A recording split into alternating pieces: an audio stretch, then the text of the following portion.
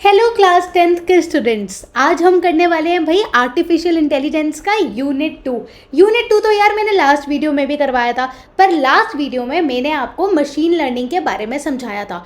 बहुत deep detail में समझाया था कि मशीन लर्निंग होता क्या है। अगर कोई बंदा है जो मेरी वीडियो देख रहा है और उसको नहीं पता है कि उसने यूनिट 1 मिस कर दिया है और मैम ऑलरेडी उसके ऊपर पूरा वीडियो लेक्चर बना चुकी हैं, तो प्लीज़ वो जाके देख के आ जाओ, लिंक डिस्क्रिप्शन में है। क्योंकि भाई AI का जो आपका कोर्स है वो इस तरीके से डिज़ाइन है कि हम किसी भी टॉपिक पे छलांग नहीं मार सकते, जंप नहीं कर सकते। सबसे पहले आपको यूनिट 1 देखना है, फिर यूनिट 2 का जो पार्ट 1 था मशीन लर्निंग वो देखना है, और फिर इस वीडियो पे हम लोग अपने कॉन्सेप्ट क्लियर करने वाले हैं डीप लर्निंग के बारे में। यार जैसे कि आपको मैंने बताया था कि जो AI मॉडल होता है वो ट्रेन होता है आपका मशीन लर्निंग पे, या फिर वो ट्रेन हो सकता है आपका डीप लर्निंग पे। तो भाई डीप लर्निंग होता क्या है उसके बारे में समझते हैं। लास्ट वीडियो में मैंने आपको ये भी बताया था, थोड़ा सा मतलब कहते हैं ना ग्लिम्स दिया था कि यार डीप लर्निंग यूज होता है जब मशीन के पास कॉम्प्लेक्स प्रॉब्लम आती है। फॉर एग्जांपल चैट जीपीटी को कोई बहुत ही मुश्किल टास्क दे दो करने के लिए, तो वो मशीन लर्निंग के थ्रू नहीं करेगा, वो डीप लर्निंग के थ्रू करेगा।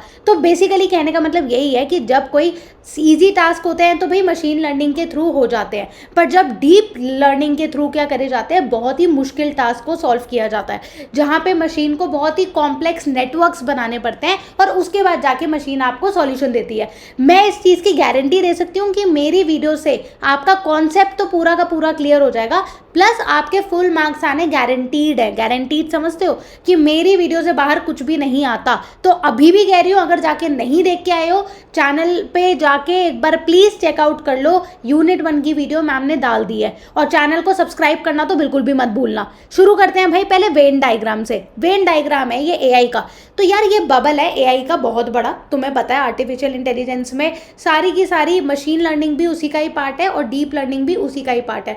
तो जो आर्टिफिशियल इंटेलिजेंस है, जहाँ पे it means a machine that works like a human. AI का तो मतलब ही यही होता है, जो कि हमने यूनिट 1 में भी पढ़ा था कि एक ऐसी मशीन जो कि ह्यूमन बींग्स की तरह काम करती है। बट उसका एक छोटा सा पार्ट है जिसको हम बोलते हैं पहले मशीन लर्निंग, जिसके थ्रू आप बेसिकली मशीन को ह्यूमन बींग की तरह एक्ट करना सिखाते हो। समझ में आया भाई? अगर एक मशीन ह्यूमन बींग की तरह सोचेगी तो सोचेगी कैसे? या तो मशीन लर्निंग के थ्रू सोचेगी या फिर वो डीप लर्निंग के थ्रू। पर डीप लर्निंग क्या होता है? Deep learning is it works like a structure and function of the brain. जैसे ब्रेन में हमारे बहुत ज़्यादा न्यूरॉन्स होते हैं ना, तुमने पढ़ाई होगा क्लास 10th की साइंस में कि यार बहुत ज़्यादा न्यूरॉन्स होते हैं, नेटवर्क्स होते हैं। इसी तरीके से एक मशीन अगर ह्यूमन बींग की तरह काम कर रही है तो उसका जो दिमाग है that is basically your deep learning, क्योंकि उसमें इतने सारे नेटवर्क्स हैं और उसके थ्रू वो कोई भी प्रॉब्लम सॉल्व कर सकती है, जैसे हम लोग कर सकते हैं। तो भाई अब डीप लर्निंग को थोड़ा डीप में पढ़ते हैं, समझ में आ रहा है? डीप लर्निंग को एकदम डीप में पढ़ने वाले हैं, समझो। Deep learning is a subset of machine learning.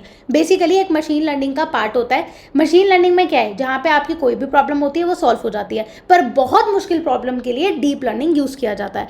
That uses artificial neural networks to learn from data. तो बेसिकली ये नेटवर्क बनाती है। डीप लर्निंग का मतलब ही यही है। यहाँ पे क्या होता है, नेटवर्क्स बनते हैं और वो क्या करती है, उसके थ्रू सीखती है, लर्न करती है डेटा को। मशीन लर्निंग में भी हमारी मशीन सीखती थी, पर वहाँ पे वो सीखती थी लेबल्ड डेटा के थ्रू, बेसिकली स्ट्रक्चर्ड डेटा के थ्रू समझती थी। यहाँ पे वो कैसे सीखती है, न्यूरल नेटवर्क्स के थ्रू समझती है। In deep learning the machine is trained with a huge amount of data.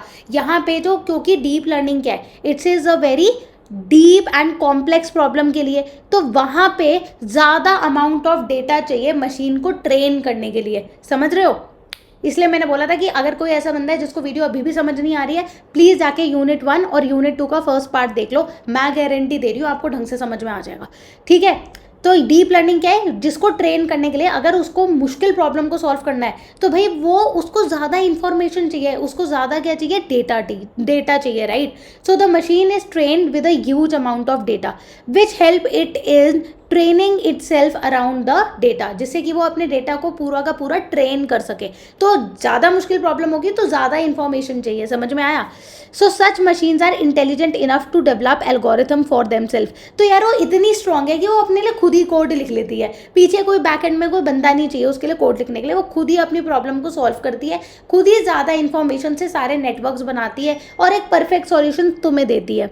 अब हम समझते हैं भाई deep learning is the most advance form of artificial intelligence. ये क्वेश्चन 1 मार्कर में आ ही सकता है कि सबसे एडवांस फॉर्म क्या होती है आर्टिफिशियल इंटेलिजेंस की, वो होती है डीप लर्निंग। अब डीप लर्निंग जो होती है न्यूरल नेटवर्क्स, उसके 3 पार्ट हैं। पहला होता है आपका ANN। ANN क्या होता है? Feed forward neural networks. यहाँ पे क्या होता है बेसिकली, अभी तुम्हें मैं ये जो 3 टॉपिक है ना डीप लर्निंग के, बेसिकली प्रॉब्लम को सॉल्व करने के लिए हमें नेटवर्क्स चाहिए। वो नेटवर्क्स आपके 3 तरीके के हैं, ANN artificial neural networks, CNN जो अभी आप आगे पढ़ोगे, और ट्रांसफॉर्मर्स भी। तो ये 3 तरीके से आप डीप लर्निंग कर सकते हो। जैसे मैंने तुम्हें मशीन लर्निंग के 3 तरीके बताए थे, अगर तुम्हें याद हो, रीएनफोर्समेंट लर्निंग, याद आया कौन कौन सी चीज़ें सिखाई थी, ठीक है, सुपरवाइज्ड वगैरह वगैरह। तो वही इसी तरीके से डीप लर्निंग के भी आपके 3 मेथड होते हैं, ANN, CNN, ट्रांसफॉर्मर। शुरू करते हैं भाई, ANN होता क्या है? What is a neural network? Neural networks are modelled on human brain. Brain की तरह इसमें नेटवर्क्स बनाए जाते हैं बच्चों। So they are able to automatically extract feature. अब कहने का मतलब क्या है, अगर तुमने मुझे एक प्रॉब्लम दे दिया और मैं एक मशीन हूँ डीप लर्निंग की, तो मैं अपने अंदर क्या बनाऊंगी, कुछ नेटवर्क्स बनाऊंगी अपने दिमाग में। अच्छा, मैं सोचूंगी, कुछ नेटवर्क्स बनाऊंगी और फिर जाके जो सॉल्यूशन निकलेगा उसका आउटपुट दूंगी, बेसिकली सॉल्यूशन दूंगी, राइट। तो यहाँ पे क्या है, they are able to automatically extract feature को एक्सट्रैक्ट करते हैं फ्रॉम द प्रोग्रामर और उसको न्यूरल नेटवर्क के थ्रू एनालाइज करके सॉल्यूशन प्रोवाइड करते हैं। जैसे ये फोटो बनी है, देख रहे हो, ये छोटे छोटे इसने इनपुट्स को क्या करा, अलग अलग नेटवर्क्स बनाए और उसके बाद फाइनली एक आंसर को डिसाइड करके उसने आउटपुट दे दिया। तो हाउ न्यूरल नेटवर्क्स वर्क, अब ये अंदर की बात है कि भाई अगर हमें एक प्रॉब्लम दे रहे हैं, हमें तो फर्क नहीं पड़ता, हम तो जाते हैं भाई ChatGPT, जेमिनी पे, बस अपने प्रॉब्लम डाली और उसने सॉल्यूशन दे दिया। बैक एंड पे कौन कैसे काम कर रहा है उसके बारे में अब मैं बात कर रही हूँ बेसिकली। तो जैसे ही आप कोई प्रॉब्लम डाल रहे हो, वो डीप लर्निंग मॉडल है, अगर वो एक बहुत ही कॉम्प्लेक्स मॉडल है तो वो न्यूरल नेटवर्क्स फॉर्म करेगा। अब वो कैसे काम करेगा उसके बारे में बात करते हैं। An artificial neural network is a type of machine learning algorithm from biological neural network principle. और ये बायोलॉजिकल न्यूरल नेटवर्क के थ्रू काम करती है, जैसे हमारे न्यूरॉन्स काम करते हैं, ठीक है। तो कभी कभार क्वेश्चन ये आ जाता है कि ऐसी कौन सी लर्निंग है या ऐसा कौन सा मॉडलिंग मेथड है, it's very similar to our human brain. तो मशीन लर्निंग नहीं होता, उसका आंसर होता है डीप लर्निंग, क्योंकि हमारे ह्यूमन बीइंग की तरह, ह्यूमन ब्रेन की तरह काम करती है, न्यूरॉन्स की तरह नेटवर्क्स बनाती है। That can work similarly to the human brain using neuron interconnection, और वो न्यूरॉन इंटरकनेक्शन बनाती है। बेसिकली क्या होता है, these neurons are known as nodes. तो क्या बनाती है, नोड्स बनाती है। An artificial neural network has an input layer, उसमें एक इनपुट लेयर होती है जहाँ पे तुम अपना इनपुट डाल रहे हो, जो भी तुम्हारी प्रॉब्लम है। एन आउटपुट लेयर, जहाँ से तुम अपना आउटपुट निकाल रहे हो। इनपुट और आउटपुट, तुमने कुछ पूछा और तुम्हें जवाब मिल गया, उसके बीच की जो राम कथा है वो तुम्हारी क्या है, हिडन लेयर्स है। उनको क्या बोलते हैं, hidden layers. The input layer is responsible for receiving the data. Input layer किस लिए इंपॉर्टेंट है, क्योंकि वो इन्फॉर्मेशन को रिसीव कर रही है भाई, वहां से तुम्हें इन्फॉर्मेशन मिल रही है, तो वो क्या है तुम्हारी input layer. It's very important for receiving the information from the real world, क्योंकि वहीं से उसको सारी इन्फॉर्मेशन मिल रही है, प्लस प्रॉब्लम स्टेटमेंट भी। All the input data passes through one और मल्टीपल हिडन लेयर्स। तो जो भी तुम्हारे अंदर नेटवर्क्स होते हैं, हिडन लेयर्स के थ्रू वो जाती है और फिर जाके वो तुम्हें आउटपुट देती है। अब मैं बात करती हूँ भाई, the structure of an entire artificial neural network consist of. अगर तुम्हें एक क्वेश्चन आता है कि ANN आर्टिफिशियल न्यूरल नेटवर्क का स्ट्रक्चर क्या है, क्योंकि ये क्वेश्चन तो भाई आएगा ही आएगा, चाहे लिख के ले लो। तो ANN जो होता है आर्टिफिशियल न्यूरल नेटवर्क होता है, उसकी 3 लेयर होती है। फोटो को इस दिमाग में अपने छाप लो, पहली होती है इनपुट लेयर, फिर होती है हिडन लेयर, फिर होती है आउटपुट लेयर। तो भाई जो इनपुट लेयर है वो क्या करती है, डेटा को लेती है, उसके बाद हिडन लेयर में जाके ट्रांसफर करती है और उसके बाद जाके वो आउटपुट लेयर को देती है। तो input layer takes up the input data, समझ में आया। हिडन लेयर क्या करेगी, takes data from input layer, input layer से डेटा लेगी, उसको कैटेगराइज करेगी, मतलब उसको सॉर्ट करेगी। जो तुम्हारी इंफॉर्मेशन इतनी सारी तुमने उसको दी है, उसको अलग अलग क्या करेगी, सॉर्ट करेगी। प्रॉब्लम को सॉर्ट करती है हिडन लेयर और फाइनली फिर वो आउटपुट लेयर में देती है, और आउटपुट लेयर क्या करती है, वो रिजल्ट को जनरेट करती है। तो समझ में आया। बेसिकली डीप लर्निंग का जो ANN होता है, आर्टिफिशियल न्यूरल नेटवर्क जो एक तरीका है, उसमें इनपुट लेयर, हिडन लेयर और आउटपुट लेयर आपकी होती है। अब हम बात करते हैं how do artificial neural networks learn. अब ये आर्टिफिशियल न्यूरल नेटवर्क्स लर्न कैसे करती हैं? Artificial neural networks are trained on training set. Basically इनके पास कुछ ट्रेनिंग इन्फॉर्मेशन होती है और उसके ऊपर ही अपने आप को क्या करती है, ट्रेंड करती है। ठीक है, फॉर एग्जाम्पल भाई देखो यार, जब तक एग्जाम्पल नहीं समझोगे तब तक तुम्हें कॉन्फिडेंस कभी बिल्ड नहीं होगा। और कंप्यूटर ऐसी चीज़ है और ये टॉपिक इतना इंपॉर्टेंट है कि आगे जाके तो तुम्हारे बहुत काम में आएगा। अगर तुम्हें कंप्यूटर साइंस इंजीनियरिंग में जाना है या नहीं जाना है, still this video is very important for you.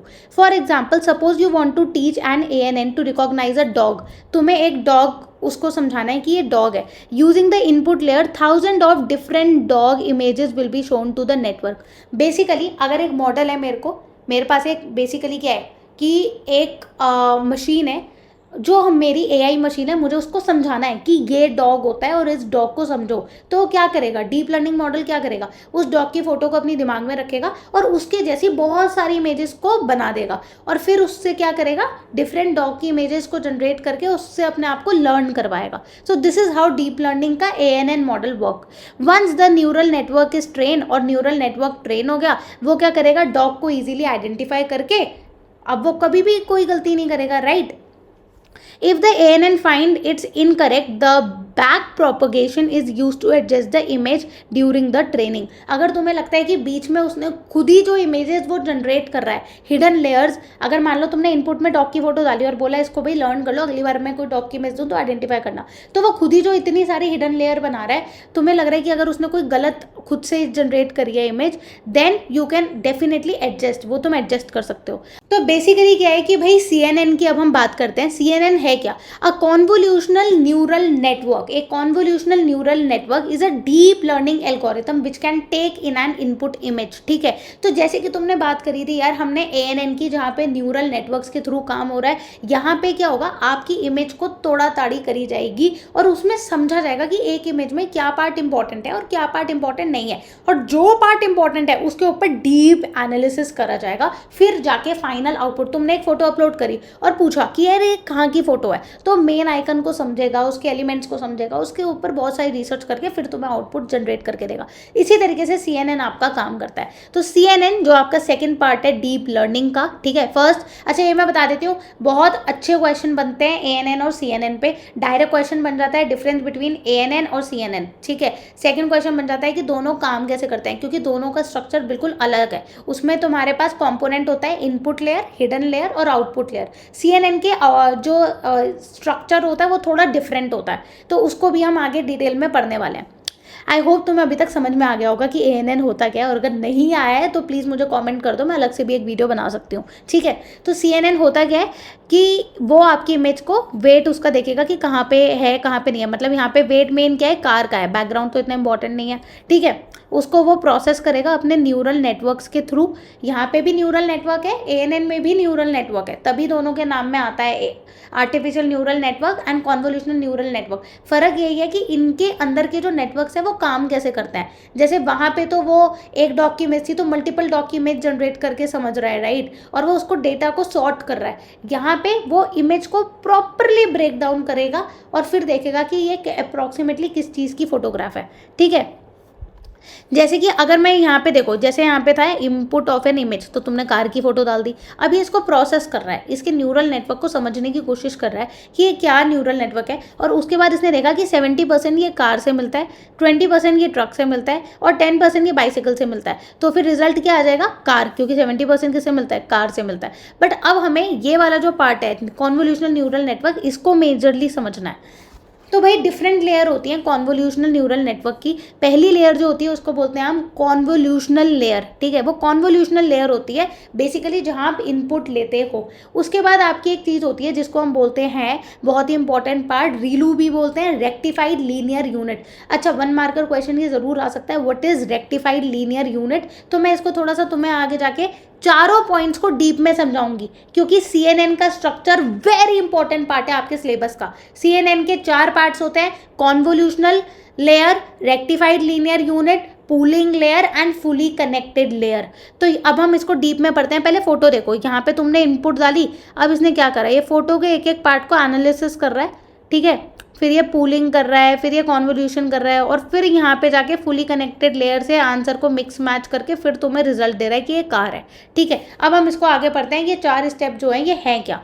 Convolutional layer क्या होता है भाई, इस लेयर पे a convolutional layer is the first layer, ये सबसे पहली लेयर है, and the main building block of CNN। यही क्या है, आपका मेन बिल्डिंग ब्लॉक है CNN का, क्योंकि ये पहला स्टेप है। ठीक है, from images in the convolutional layer there are several kernels that are use to produce several features. तो यहाँ पे क्या होता है, अलग अलग फीचर्स को वो एनालिसिस करता है कॉन्वोल्यूशनल लेयर पे, जैसी उसके पास फोटो आती है। The output of the layer is called as feature map. अब ये क्या करता है, तुमने एक फोटो डाली, वो आपकी कॉन्वोल्यूशनल लेयर मतलब CNN के पहले पार्ट पे पहुंची, जैसे ही वो आपकी कॉन्वोल्यूशनल लेयर की स्टेज पे पहुंची, तब हो क्या रहा है, ये एक फीचर मैप बना रहा है।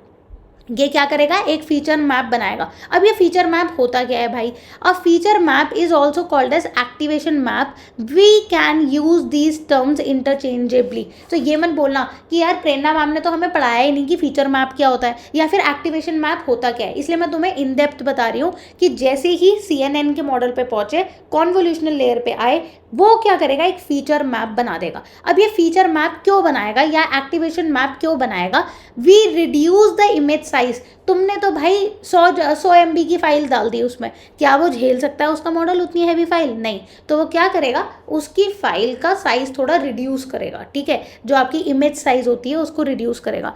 We only focus on the features of the image that can help us in processing the image further. और वो उन्हीं पार्ट पे फोकस करेगा जो पार्ट इंपॉर्टेंट है।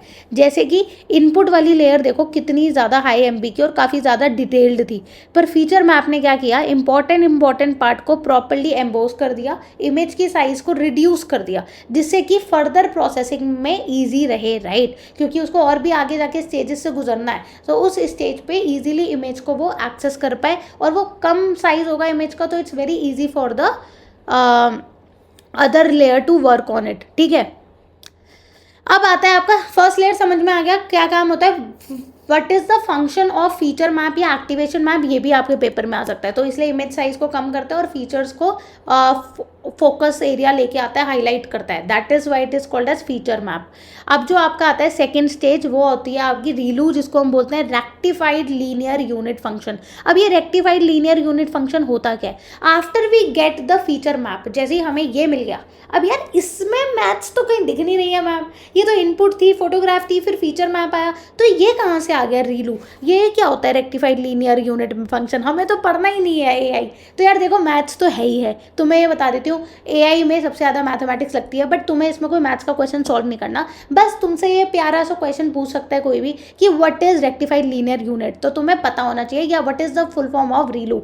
तो ये होता क्या है, this layer simply gets rid of all the negative numbers in the feature map, let the positive number stay as it is। अब कहने का मतलब क्या है, तुम ये बोलोगे कि मैम इसमें नेगेटिव और पॉजिटिव तो है ही नहीं फीचर मैप में, तो ये उसको अलग क्या करता है, ये आपका क्या है, आपका कोऑर्डिनेट ग्राफ है। ठीक है, ये आपका क्या होता है, सिंपल सा ग्राफ है। ठीक है, क्वाड्रेंट्स है जिसमें 4 क्वाड्रेंट है, तो इसमें क्या करेगा, ये फोटो का जो नेगेटिव पार्ट है, जो हमें अनवांटेड पार्ट है, उसको हटा देगा, जिससे इमेज और हल्की हो गई ना, क्योंकि अब हमने बेकार की चीज़ें रिमूव कर दी और जो काम की चीज़ है उसको रखेगा। तो नेगेटिव, फॉर एग्जांपल पहले फोटो में नेगेटिव पार्ट भी था, ये जो नेगेटिव एक्सेस में, और ऊपर की तरफ पॉजिटिव पार्ट भी था, पर उसने आउटपुट में क्या करा, सिर्फ पॉजिटिव एरिया को रखा और नेगेटिव एरिया को हटा दिया।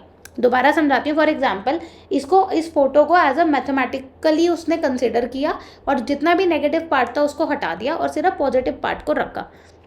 अच्छा, अब रीलू के ऊपर एक और क्वेश्चन आता है, why do we pass the feature map to ReLU. अब रेक्टिफाइड लीनियर यूनिट में डालना ही क्यों है फीचर मैप की लेयर को, अ कॉन्वोल्यूशनल न्यूरल नेटवर्क, जो आपकी CNN की जो आपका नेटवर्क है डीप लर्निंग एल्गोरिथम का, जो कि इनपुट इमेज को ले रहा है, वो आपके वेट वगैरह को देखेगा, हर चीज़ को रखेगा। ठीक है, बट यहाँ पे जो आपको सबसे ज़्यादा इंपॉर्टेंट क्या ध्यान में रखना पड़ेगा कि वो उसको और इमेज साइज को रिड्यूस कर रहा है, राइट। CNN काम क्या कर रहा था, बेसिकली CNN क्या कर रहा है, अलग अलग लेयर में तोड़ ताड़ के उस इमेज का जो फाइनल पार्ट है उसको वो आउटपुट दे रहा है, ठीक है। पर वो इमेज को पहले रिड्यूस कर रहा है, कॉन्वोल्यूशनल लेयर पे उसने और कम करा, फीचर मैप बनाया, फीचर मैप में जाके नेगेटिव पार्ट को रिमूव कर दिया रीलू के थ्रू और पॉजिटिव पार्ट को कंसीडर किया।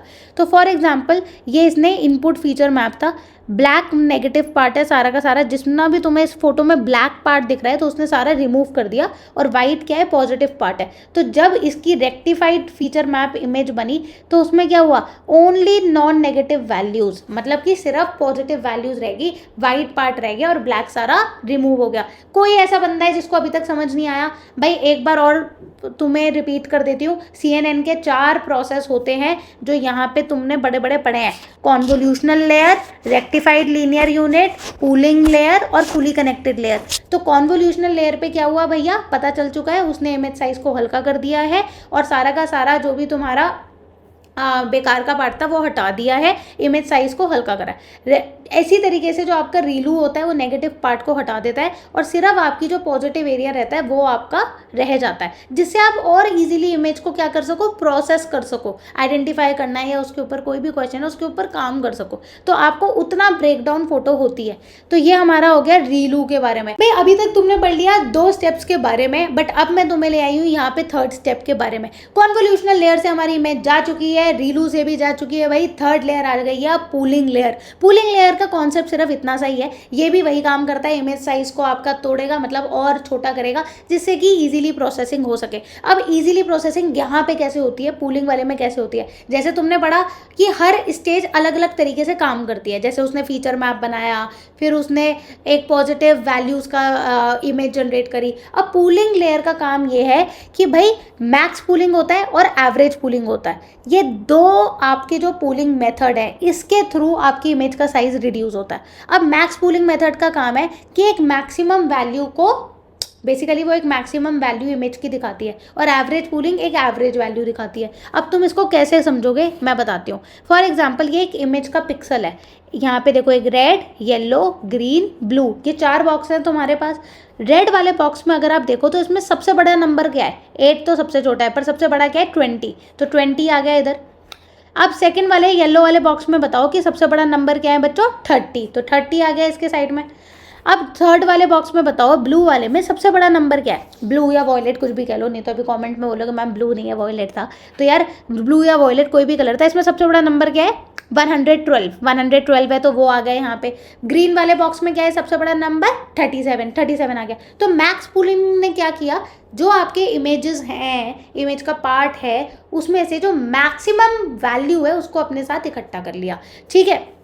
एवरेज पूलिंग क्या करेगा, एवरेज निकालेगा। अगर मैं 12 + 20 + 12 + 8 करूंगी तो क्या आएगा बच्चों, जल्दी से करो, 12 + 12 होता है 24, 24 + 20 होता है 44, और +8 करोगे तो कितना होगा, जल्दी से बताओ, +8 करेंगे तो क्या होगा 52, और 52 को डिवाइड करो 4 से, क्योंकि 4 नंबर थे तो कितना आया 13 होता है एवरेज, कि हमने उसका एवरेज निकाल लिया। तो 2 टाइप की पूलिंग होती है, जहाँ पे आपके पास नंबर्स होते हैं, आप उसमें से सबसे बड़ा नंबर आइडेंटिफाई करते हो, एवरेज में आप एवरेज निकाल लेते हो। यार तुम्हें ये क्वेश्चन आएगा नहीं कि तुम मैक्स पूलिंग निकालो या एवरेज पूलिंग निकालो, बल्कि तुम्हारे डायरेक्ट क्वेश्चन आएगा what is a pooling layer और ये कहाँ पे होती है, तो ये CNN में होती है। Pooling layer is the 3rd layer step where you reduce the size of the image by using 2 pooling method, max pooling and average pooling. Max pooling आपको बड़ा सब, मतलब मान लो एक फोटो है, ये अभी भी नहीं आया समझ में तो एक चीज़ और बताती हूँ। मान लो तुम्हारे पास एक फोटो है तो उसमें जो मैक्सिमम पार्ट है ना उसको वो शो करेगा मैक्स पूलिंग, और एवरेज पूलिंग क्या करेगा कि उस पर्टिकुलर फोटो में एक अगर पिक्सल है तो उसका जो एवरेज है वो उसको निकालेगा। बस इतना ही ध्यान रखो। The pooling layer is an important layer in CNN as it perform a series of tasks। तो क्या कर रही है वो देखो, ये आपकी फीचर मैप था, राइट। अब फीचर मैप को तुमने ओनली नॉन नेगेटिव वैल्यूज मतलब रीलू फीचर मैप कर दिया है। तो जब आप पूलिंग स्टेज पे आते हो तो वो मैप की जो इमेज होती है उसको क्या बोलते हैं, रीलू फीचर मैप, क्योंकि अब वो रेक्टिफाइड हो चुकी है, प्लस वो एक्टिवेशन लेयर तो थी भाई कॉन्वोल्यूशनल लेयर से। तो अब वो पूलिंग में क्या हुआ, उसने क्या करा, मैक्सिमम जो पार्ट है इमेज का उसको शो करा है और उसका एवरेज भी उसने शो कर दिया। फॉर एग्जांपल ये बिल्डिंग की फोटो तुमने डाली, अब वो क्या कर रहा है, मैक्स पार्ट कर रहा है और उसका सम देख रहा है कि क्या इसका सम आएगा, ठीक है। Make the image size smaller, image size को छोटा करता है। दूसरा, make the image more resistant to small transformation, तो हर एक एक छोटे छोटे पार्ट को ईजिली कैलकुलेट करता है सो दैट कि कहीं पे भी कोई मिस्टेक ना हो। अब जो आपका लास्ट स्टेप होता है डीप लर्निंग का, which is your fully connected layer. Fully connected layer का मतलब क्या होता है भाई?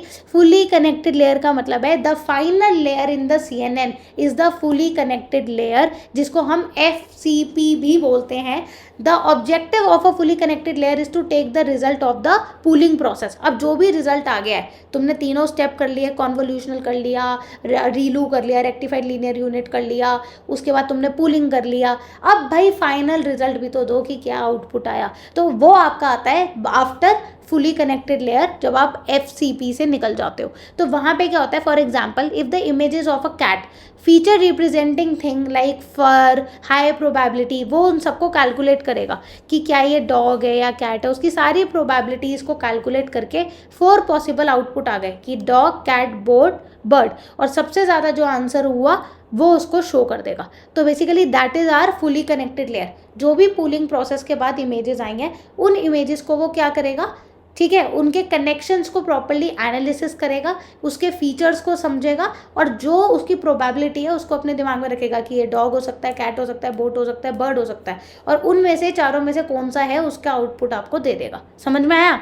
फुली कनेक्टेड लेयर का काम क्या है? सिर्फ यही है कि यहाँ पे it is use to classify the image into labels, और यहाँ पे वो उसको खुद लेबल्स में डाल रहा है। जैसे कि मशीन लर्निंग में तो क्या होता है, जब इजी टास्क होता है तो पहले से ही लेबल्ड होती है इमेज।